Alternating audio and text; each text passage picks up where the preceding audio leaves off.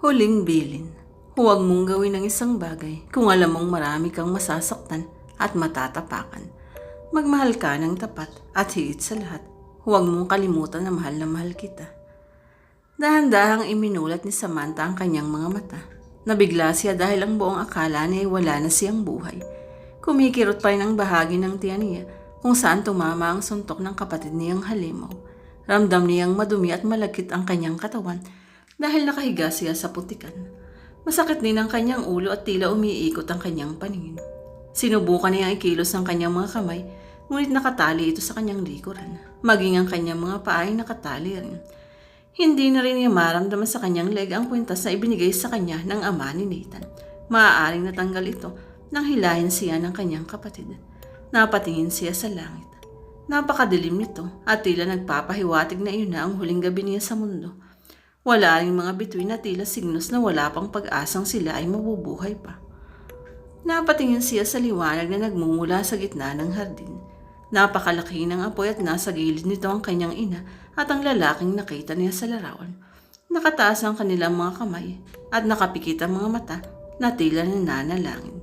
Nakita niya ang kanyang lola na nakahiga ilang di pa lamang ang layo sa kanya. Nakakaawa ang kalagayan nito dahil bukod sa nakatali ang mga kamay at paa ay may nakabusal pa sa bibig. Nakita niya rin ang halimaw habang naghahagis ng kung ano-anong bagay sa apoy.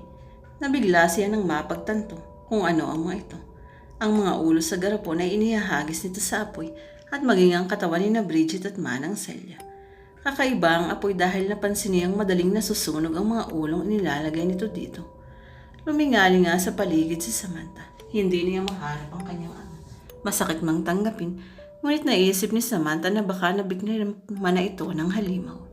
Hindi napigilan ni Samantha ang mapalwa dahil na rin sa awa sa sarili. Alam na ni Samantha ang susunod na mangyayari dahil ganito ang eksena sa mga napapanood niyang horror movies.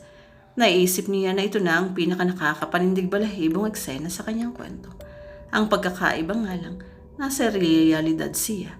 Ni minsan hindi niya naisip na mararanasan niya ang ganitong sitwasyon na tanging sa pelikula niya lamang napapanood.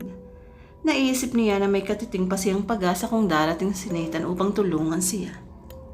Naisip niyang sana ay natanggap nito ang miss call niya. Sana ay pinuntahan siya nito at tulungang makatakas. Ngunit ang katiting na pag-asang ito ay agad na naglaho nang may marinig siyang mahinang pag-ungol sa bandang ulo na niya. Inangat niya ang kanyang ulo at hindi na niya napigilan ang kanyang mga luha nang makilala kung sino ang nasa tabi niya. Nathan, bulong ni Samantha. Iminulat ni Nathan ang kanyang mga mata. Napansin agad ni Samantha ang sariwang sugat sa mukha ng kaibigan. May mahabang kalmot ito sa kaliwang pisngi at duguan na rin ang mga labi. Katulad niya nakatali rin ang mga kamay at paa nito. Natanggap ko ang tawag mo. Kinabahan ako kaya binalikan kita.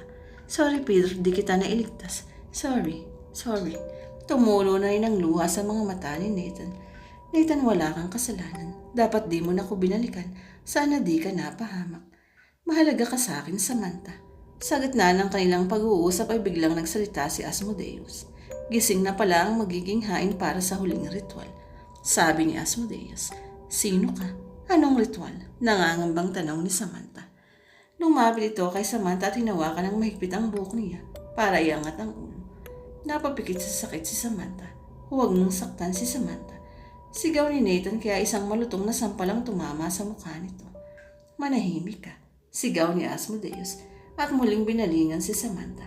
Hindi mo pa nga pala ako kilala. Ako si Asmodeus. Ako ang nag-aasik ng langim sa mundong ito. Pinitiwan nito ang buhok ni Samantha at humagulhol na lamang siya. Samael, halika. Magsisimula na tayo. Sigaw ni Asmodeus. Hinila ni Samael ang mga paa ni Samantha palapit sa apoy. Bitawan mo ko. Tulong. Sigaw ni Samantha. Huwag, tama na, maawa kayo.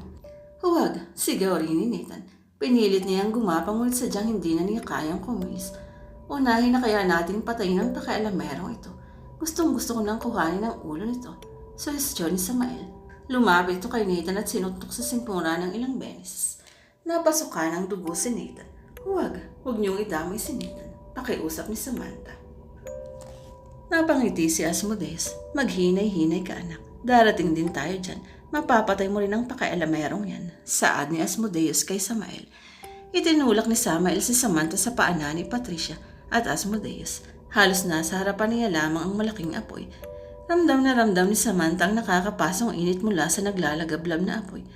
Mami, maawa ka please. Bakit ka nagpapaalipin sa demonyo? Iligtas mo ako. Pagmamakaawa ni Samantha. Umupo sa tabi niya si Patricia. Hindi ako nagpapaalipin. Magiging isa na ako sa kanila. Kapag naging demonyo ako, hindi ko na mararamdaman ang mga emosyong nagpapahina sa tao. Lahat kaya kong kontrolin at walang magdidikta sa akin kung ano ang tama o mali. Mahirap maging tao, Samantha, at mas mahirap maging mabuting tao. Wala naman akong pakialam sa iba. Ang mahalaga lang sa akin ay ang sarili ko lamang. Paliwanag ni Patricia kay Samantha. Nabigla si Samantha sa sinabing ito ng kanyang ina. Nang-aasar na pinahid ni Patricia ang luha ni Samantha. Ngunit agad na iniiwas ni Samantha ang kanyang mukha sa inang hindi na niya kilala ng mga oras na iyon. Hindi ka ba naniniwala sa Diyos, Mami? Kasalanan ang ginagawa mo. Sinusunog na ang kaluluwa mo sa impyerno. Bulalas ni Samantha. Samantha, iya, kung totoo ang Diyos, anong ginagawa mo rito? Bakit mamamatay ka? Hindi masusunog ang kaluluwa ko dahil ako mismo ay magiging demonyo na. Sabay tawa ni Patricia ng malakas. Mami, anak mo rin ako. Bakit mo ito ginagawa? Hindi mo ba ako mahal? Bingi ka rin, no? Hindi mo ba ako narinig? Ang mahalaga lang sa akin ay ang sarili ko. Ako lang. Tapos na ang pananagutan ko sa iyo nang ipinanganak na kita. Para sa akin, isa ka lang bahagi ng ritual para maging demonyo na rin ako. Napalingon si Samantha sa kanyang lola. Gising na ito at umiiyak na rin. Narinig nito ang lahat ng sinabi ni Patricia at siguradong sumigaw na sana ito kung walang nakabusal sa kanyang bibig. Kahit alam ni Samantha na parang wala ng pag-asa, umusal pa rin siya ng maikling panalangin sa kanyang isipan. Bahala ka na, Lord. Simulan na natin ang ritual, ani Patricia. Anong ritual? Tanong ni Samantha nang may inilabas na kakaibang kutsilyo si Asmodeus. Kung susukatin ay maaaring 12 inches ang haba nito. Kumikinang pa ito at alam ni Samantha na napakatilos ang dulo nito. Anong gagawin mo? Nangangatal na tanong ni Samantha. Kailangang madukot ang puso mo gamit ang punyal na ito. Kailangang itapat ito sa apoy at kainin ni Samael habang ito'y tumitulog pa. Matapos ito ay kailangang masunog ang katawan mo at ng lahat ng naririto. Ang ritual na ito ang siyang tutupad sa kapalaran namin maging demonyo. Matapos ito, ikaw at ang mga kaluluwang na biktima namin ay magiging kampo namin na siyang sasakop sa buong bayong ito. Paliwanag ni Asmodeus. Bakit ako pa? Naguguluhang tanong ni Samantha. Dahil bukod sa kadugukan ni Samael, malinis ka rin at isang berhen. Mas matutuwa si Satanas dahil sa ginawa namin ito. Alam ni Patricia ang lahat ng ito kaya pumayag siyang magpabuntis sa duwag mong ama. Ito rin ang huling bilin ko sa kanya bago ako umalis. Kailangang hindi ko makita ang paglaki ni Samael, ngunit pwede akong bumisita sa kanyang panaginip. Ito na ang tamang panahon para maging demonyo kami dahil nasa tamang edad na si Samael. Paliwanag ni Asmodeus. Alam kong hindi kayo magtatagumpay. Mamatay man ako ay gagawa ng paraan ng Diyos para hindi kayo makapaghasik ng lagim sa mundo. Sigaw ni Samantha. Walang Diyos, Samantha. Kung meron man, maaaring ako na ito na nasa harapan mo ngayon. Isang nakakapanindig balahibong halakhak ang nagmula kay Asmodeus. Itinayo ni Samael si Samantha, ngunit dahil nakatali ang mga pa, ay napaluhod siya. Halos ilang sentimetro lang ang layo ng apoy mula sa kanya, kaya damang-dama niya ang init nito. Tumatagaktak na rin ang kanyang pawis. Hawak siya sa buhok ni Samael na nasa likuran naman niya. Halos nakatingala na si Samantha habang nakaharap sa apoy. Siyempre mas matutuwa si Satanas kung ang gagawa ng ritual na ito ay ang sarili mong ama. George, halika, sigaw ni Asmodeus. Agad na milalot ng pangamba at takot si Samantha. Lumabas sa bahay si George na hawak ang kanyang dibdib. Tila napapaso ang kanyang laman dahil sa sobrang sakit na dulot ng markang ibinigay sa kanya ni Asmodeus.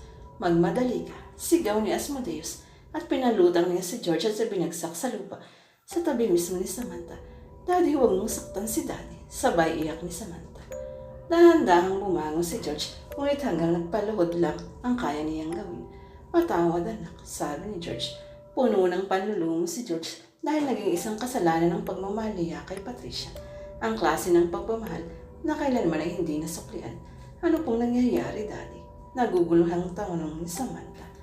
Pinunit ni Daddy George ang damit niya at nakita ni Samantha ang isang marka sa dibdib ng kanyang ama. Parang may usok na lumalabas mula rito. Anong ginawa mo sa daddy ko? Sigaw ni Samantha. Simple lang.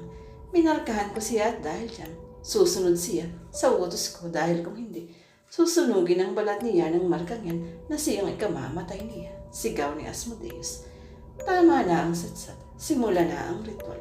Pwede naman akong gumawa niyan. Daldalan pa ng daldalan. Sabat ni Patricia na kanina pa nakakunot ang noo. Napalingon si Asmodeus dito. Ngumiti si Asmodeus at sininisan ng mga mata ni si Samael. Binitiwan ito si Samantha, kaya napasubsob siya sa kanyang ama. Daddy, sabay iyak ni Samantha. Niyakap siya ng kanyang ama at kung hindi lang siya nakatali, ay yayakapin din niya ito.